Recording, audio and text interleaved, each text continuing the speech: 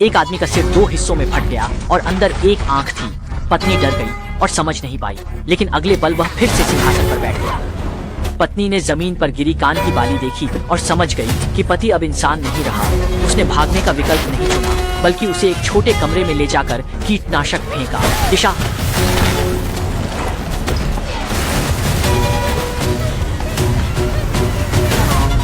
इस तरह सफलता ने जी शेंगशू को बंद कर दिया। महिला को संगठन ने भर्ती किया और वह वैसे बुदुई की चुइजू चांग बन गई। उसकी जिम्मेदारी सभी जी शेंगशू को समाप्त करना है। हाल ही में चुइजू चांग ने पूर्व पर ध्यान दिया है। एक लंबे समय से जीशेंग दे शूरन ने अपने अनुभवों से कुछ असामान्य महसूस किया। इसलिए उस दिन शूरन के चाचा लाओबाई ने बातचीत के दौरान शूरन के सिर से एक बाल खींच लिया। यह सब कल सीयुआई के कारण हुआ। जुचांग ने बताया कि यह जानने का सबसे प्रभावी तरीका है कि कोई जी शेंगशू है या नहीं, वह है उसके सिर से एक बाल खींचना।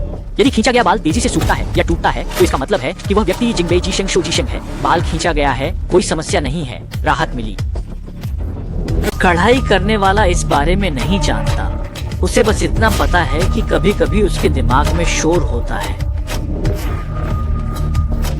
क्योंकि अगर उसने अपनी पहचान उजागर की तो न केवल इंसान उसे स्वीकार नहीं करेंगे, बल्कि परजीवी भी उस पर हमला करेंगे। वह उनके नेता से मिलने जा रहा है, जो एक पादरी है और सभी परजीवियों को एकत्रित करता है। इस स्थिति में कढ़ाई करने वाला भेड़ियों के बीच फंस गया है, जहां खतरा हर समय है। वह मानता है कि यह उसके घर में गायब हुई बहन से जुड़ा हो सकता है, इसलिए वह छिपकर आया है। यहाँ बहुत सारे मानव शव लटके हुए हैं, जो परजीवियों के लिए भोजन है।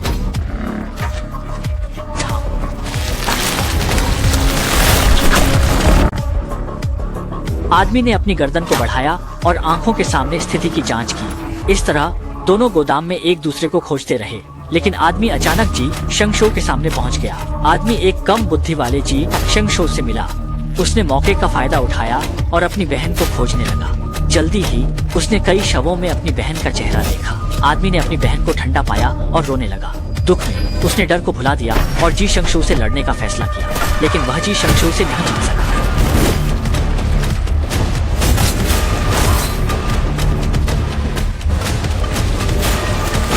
जोरदार लड़ाई की आवाज जल्दी ही चर्च तक पहुंच गई। अब आदमी को परेशानी हो गई। चर्च ने शूटरों को हटाना शुरू कर दिया। इस बीच एक व्यक्ति भागने की कोशिश में चाबी गिरा देता है। आदमी पहाड़ के नीचे भाग गया। वहां उसका एक छोटा भाई उसकी मदद के लिए था, लेकिन जब वह वहां पहुंचा तो उसे भाई नहीं मिला, बल्कि उसे अपने पीछे काले गिरोह के सदस्य मिले। इस समय एक बड़ी संख्या में जी शेंगशू भी आ गई। ये लोग पुरुषों के साथ ही समझे गए और तीनों बाहर गए।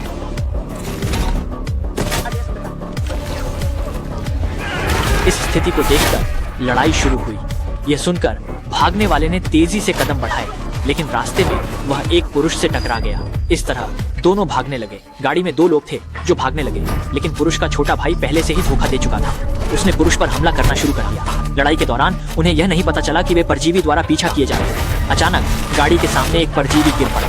सही समय पर शिवरन के शरीर में मौजूद परजीवी जाग गया।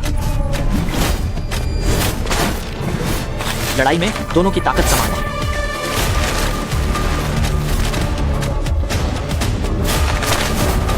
अच्छी बात यह है कि शिवरन का परजीवी स्थिति के अनुसार प्रतिक्रिया देने में सक्षम था।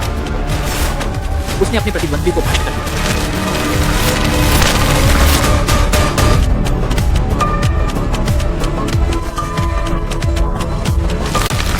लाल दुर्घटना, रास्ता खुल रहा है। अब देर हो गई।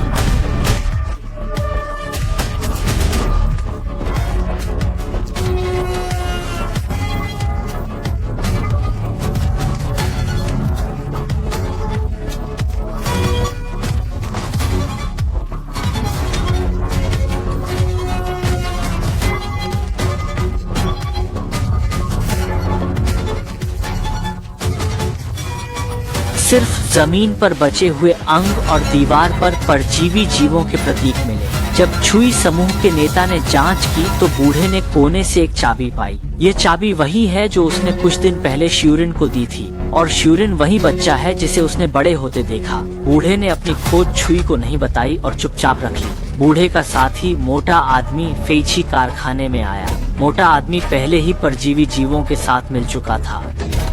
एक तरफ बचे हुए खाने को खा रहा मोटा आदमी डरता नहीं है, बल्कि वह बहुत शांत है। इस समय परजीवी जानवरों का नेता उसे एक चाकू देता है और बताता है कि यह उसके लिए ग्रे टीम से निपटने के लिए तैयार किया गया है। पुलिस अधिकारी लाओ बाई को एक संदेश मिला है कि 20 मिनट बाद ग्रेट वॉल पार्क में मिलना है। सवाल। बूढ़ा बाई बिना किसी हिचकिचाहट के पुलिस स्टेशन से चला गया।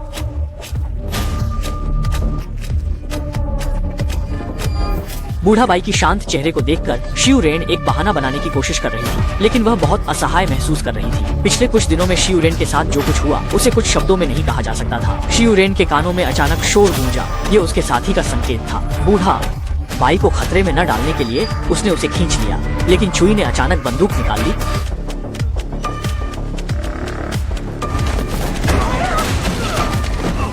आदमी ने शिवरेन को खींचकर भागा। जल्दी ही दोनों मनोरंजन पार्क में छिप गए। वहाँ की जटिलता ने चुई को उलझा दिया। कोई समूह की सहायता टीम यहाँ पहुँच गई है और पूरे पार्क को घेर लिया है। इस समय शिव के शरीर में परजीवी जाग गया है। शिव ने कोई समूह के नेता का ध्यान खींचा।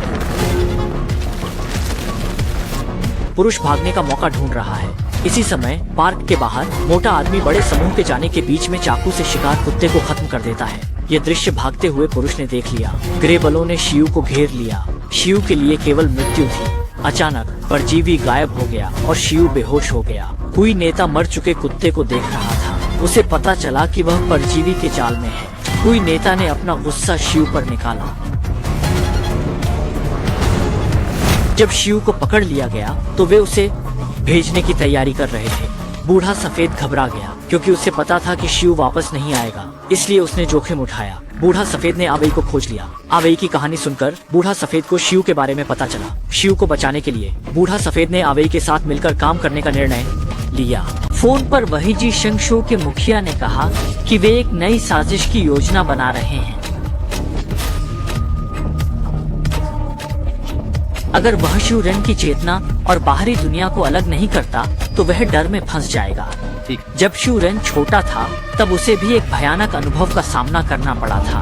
उसकी माँ के घर छोड़ने के बाद उसे अक्सर अपने पिता के अत्याचार का सामना करना पड़ा। जीवित रहने के लिए शिवरेन ने अंततः पुलिस को अपने पिता की शिकायत की। तब से जू वेई के लोग उसे ग्वाई वू की तरह देखने लगे। लाओ बाई शू शू से छिंग छू किया कि वह अपनी माँ से एक बार मिल सके। उस दिन उसने दूर से अपनी माँ को देखा, लेकिन उसके मन में संदेह था। जब माँ ने शिवरेन को देखा तो उसकी आंखों में ऐसा लगा जैसे वह एक कीड़े को देख रही हो। शिवरेन को यह समझ नहीं आया कि क्यों उसकी माँ ने उसे ऐसे देखा। जल्द ही शिवरेन को ले जाने वाली गाड़ी चलने लगी। एक ऊंचे पुल पर पहुंचते ही एक दुर्घटना हुई। समूह नेता क्यूई को कुछ होने का एहसास हुआ। जब सैनिक जांच करने गए तो एक नागरिक ने अचानक उन पर हमला कर दिया। हमला। समूह नेता क्यूई ने स्थिति को भांपते ही गाड़ी से बाहर निकलकर मदद के लिए दौड़ लगाई, लेकिन उन्हें नहीं पता था कि परजीवी सभी एक साथ आ गए हैं। सभी इस पुल पर थे और एक बड़ी लड़ाई शुरू हो गई। समूह नेता क्यूई परजीवी से लड़ते हुए बेहोश हो गए। आबे ने उन्हें देखा और रिमोट कंट्रोल निकाला। समूह नेता क्यूई ने आवे पर हमला किया। दूसरी ओर ग्रे बल परजीवी से लड़ रहे थे। घातक शॉटगन के सामने परजीवी ने विकसित होना शुरू कर दिया। इस समय सैनिकों के पीछे एक परजीवी ने हमला किया और उन्हें चौंका दिया।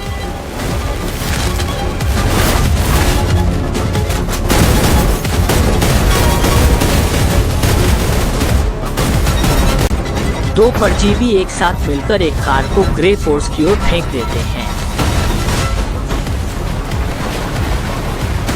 आवे जल्दी से शिवरेन की ओर दौड़ता है। इस समय चुई टीम लीडर रोकने की कोशिश करता है, लेकिन परजीवी उसे रोक देता है। चुई लीडर परजीवी के हस्तक्षेप के कारण शिवरेन की मदद नहीं कर पाता।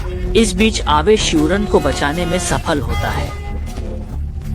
आवे शिवरेन को सुरक्षित देखकर उसे पकड़कर भागता है। शिवरेन को पुराने साथी का भी ध्यान आता है। विशेष स्थिति में पुराने साथी ने उसे जल्दी से बुलाया ताकि वह पीछा कर सके, लेकिन वह उसे एक सुनसान जगह ले जाता है। अभी तक नहीं जानता कि आगे क्या होगा। इस बीच मोटा आदमी पुराने साथी को बताता है कि उन्होंने यह यूनिफॉर्म क्यों पहना है। वह पुराने साथी को भी समझाता है कि उसे उनकी बात सुननी चाहिए और उनके साथ जुड़ना चाहिए। इस बीच शिवरेन को एक तेज आवाज सुनाई देती है। पादरी ने कहा, शिवरन को दर्द नहीं हुआ, उसका शरीर अचानक गिर गया। जब शिवरन पहुंचा तो बूढ़े बाई का सिर काट दिया गया था और पादरी ने उसके शरीर पर कब्जा कर लिया था। गुस्से में शिवरन ने बिना किसी परवाह के दुश्मन की ओर दौड़कर लड़ाई की। शिवरन ने पूरी ताकत लगाई, लेकिन वह बूढ़े बाई की रक्षा नहीं कर सका और खुद दुश्मनों के घेरे में आ गया। संकट में आवे ने गाड़ी चलाई और मदद की। इस बीच शिवरन परजीवी से बच गया। कुछ लोग जल्दी बदल जाते हैं क्योंकि लड़की देर से घर आई। बहन बोर हो चुकी थी। बहन को देखकर छोटी बहन डर गई। वास्तव में बहन का सिर पहले ही परजीवी द्वारा खा लिया गया था। अब इस शरीर पर नियंत्रण वास्तव में परजीवी का है। सामान्य लोग परजीवी के सामने प्रतिरोध नहीं कर सकते। 1 महीने पहले परजीवी ने पृथ्वी पर कब्जा कर लिया था। वे मानव मस्तिष्क खाकर इस शरीर को नियंत्रित करते हैं। उस समय पूरा शहर एक संकट में था। केवल शिवरन अपवाद था। उसका जी शेंगशू पहले समय में उसका मस्तिष्क नहीं खा सका, जिससे वह और शिवरन सहजीविता की जिंदगी जीने लगे। शिवरन ने अपने प्रिय चाचा को जी शेंगशू द्वारा मारे जाते देखा। चाचा का बदला लेने के लिए शिवरन ने खतरे की परवाह किए बिना चुई समूह के नेता से संपर्क किया और उन्हें एक बड़ा राज बताया। चुई समूह के नेता ने विश्वास नहीं किया कि शिवरन सही है, क्योंकि हुई से बुदुई के हर सदस्य की अच्छी तरह से जांच की गई थी। हालांकि शिवरन ने पूरी तैयारी की थी, लेकिन चुई समूह के नेता ने उसे धोखा देने के लिए एक जगह पर बुलाया। चुई समूह के नेता ने शिवरन से बातचीत करने का मौका लेकर भाई सिबुदुई को शिवरन के स्थान पर घेर लिया और नीचे, लेकिन उसे नहीं पता था कि उसके दोस्त का घर पहले ही जी शेंगशू द्वारा कब्जा कर लिया गया है। आदमी की बात अधूरी रह गई। जी शेंगशू ने उसे पकड़ लिया। जी शेंगशू ने फोन उठाए रखा और शिवरन को धमकी दी कि अगर वह 10 मिनट में नहीं आया तो मैं तुम्हारे दोस्त को मार दूंगा। अगर इची और जी शेंगशू को बुलाना है तो 6 घंटे इंतजार करना होगा। शिवरन ने मजबूरी में जाना तय किया। शिवरन ने सोचा कि वह स्थिति को नियंत्रित करेगा। अगर वह 6 घंटे टाल सके तो वह जी शेंगशू और दूसरी पार्टी को फिर से बुला सकेगा। किसने सोचा था कि जी शेंगशू मस्तिष्क की तरंगों के माध्यम से प्रतिक्रिया करेगा। जी शेंगशू को पता था कि शिवरन अब अकेला है, इसलिए उसने हमला करने की योजना बनाई। उन्होंने जी शेंगशू की शक्ति को कम आंका। फैसला किया कि वह ताओ बू दियाओ, इसलिए उसने शिवरन और एवेई के लिए ताओ पाओ का मौका बनाने का फैसला किया। उसने जी शेंगशू को जमीन पर गिरा दिया। देखते हुए अपनी जान भी जी शेंगशू के हाथों खो दी। एवेई ने दिल में गहरी पीड़ा महसूस की और कसम खाई कि वह इस जी शेंगशू को खत्म करेगा। दृश्य बदल गया। चुईजू चांग ने चिंता जताई कि उनके अंदर जी शेंगशू हो सकता है, जैसा कि शिवरन ने कहा। इसलिए ऊ रैन की एक बार उसने मोटे आदमी के बालों का एक टुकड़ा काट लिया। जब सभी लोग चले गए, चुईजू चांग ने बिना किसी बदलाव के बालों को देखा।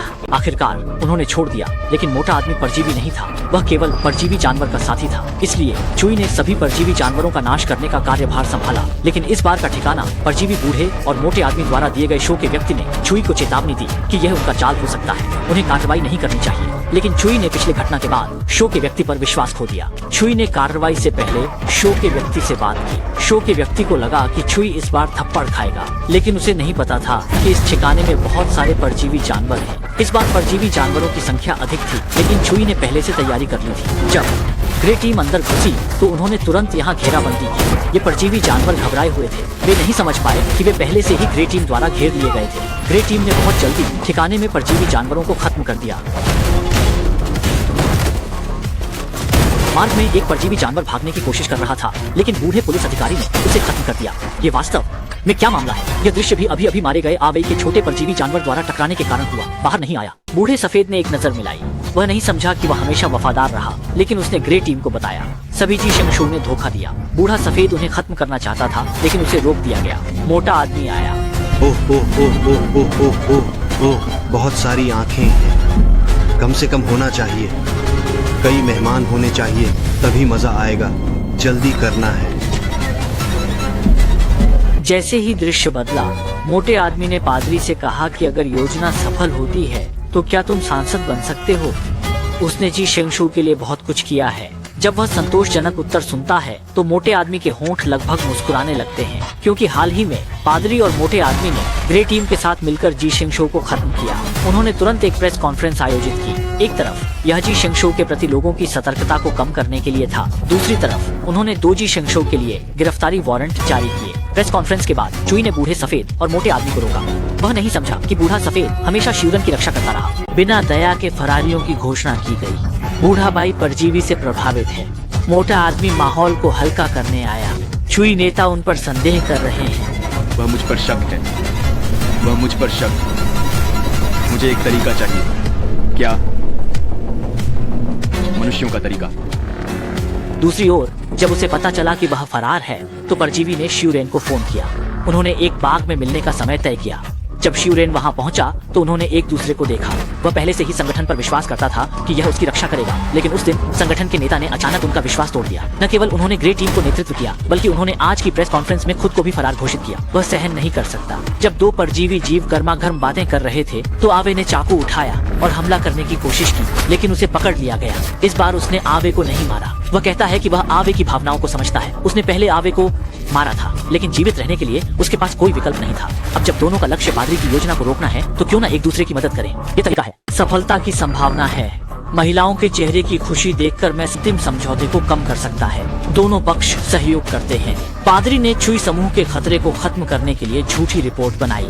चुई समूह के नेता ने ग्रे टीम को खोजने के लिए आगे बढ़ाया, लेकिन जैसे ही चुई समूह नेता आधे रास्ते पर पहुंचा, उसे एक फोन मिला। शो के व्यक्ति ने बताया कि आज रात वे संगीत महोत्सव में कार्रवाई करेंगे। पादरी ने मेयर को मारने से पहले उसे रोकने का प्रयास किया। जब उसने यह सुना तो चुई समूह नेता को तुरंत कुछ गलत लगा। उसने तुरंत ग्रे टीम को मोड़ दिया और संगीत महोत्सव की ओर बढ़ा। एक व्यक्ति आया। बुजुर्ग सफेद पर जी शेंग शो ने सीधे हमला किया।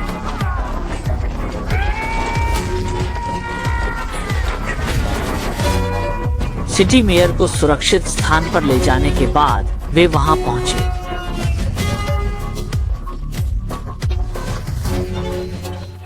ये सब एक नाटक था। मेयर को निशाना बनाया गया।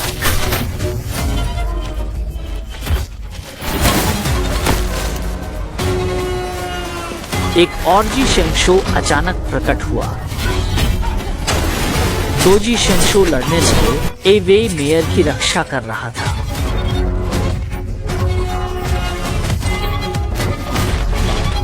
जी शेंग शो ने अपनी गलती स्वीकार की और वे के सामने खुद को मार डाला।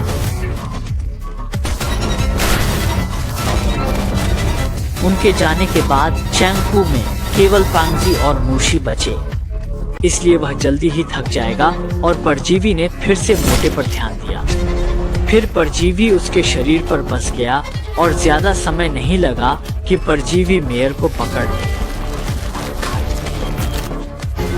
इस समय आवे जानता था कि छिपना कोई उपाय नहीं है, इसलिए उसने पटाखे जलाए और परजीवी पर लगातार हमला किया। जब मेयर को पकड़ा जा रहा था तब शिवरेन ने हस्तक्षेप किया। इसके बाद आवे मेयर को यहाँ से ले गया और शिवरेन ने परजीवी के साथ जीवन मृत्यु की लड़ाई शुरू की। इस क्षण शिवरेन के शरीर में परजीवी ने शक्ति प्राप्त करना शुरू किया और लड़ाई तेज हो गई।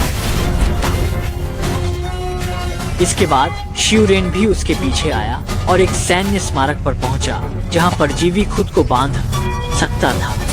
फटने की कोशिश में शो पर हमला किया गया। ये परजीवी के अनुभव को छिपा सकता है। शायद ये पहले ही छिपा हुआ था। जब दोनों के बीच जीत हार का समय था तब चुई ने देखा। चुई यहाँ आया। वह नहीं जानता कि क्या हुआ है, इसलिए उसने शो पर बंदूक तान दी।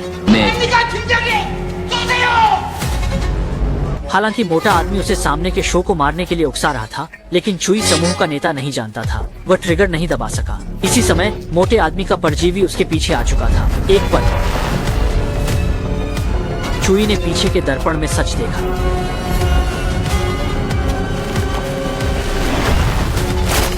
इसलिए उसने मोटे आदमी पर ट्रिगर दबाया। इससे संकट का समाधान हुआ। चुई समूह का नेता परजीवी के बारे में नई जानकारी प्राप्त करता है। जब ग्रे टीम वहां पहुंचती है तो वह बताता है, लेकिन उसने बताया कि शो एक सामान्य व्यक्ति है। अंत में चुई एक नए सदस्य के साथ ग्रे टीम में आता है। 3 नमस्ते, मैं नई बुद्धि हूँ।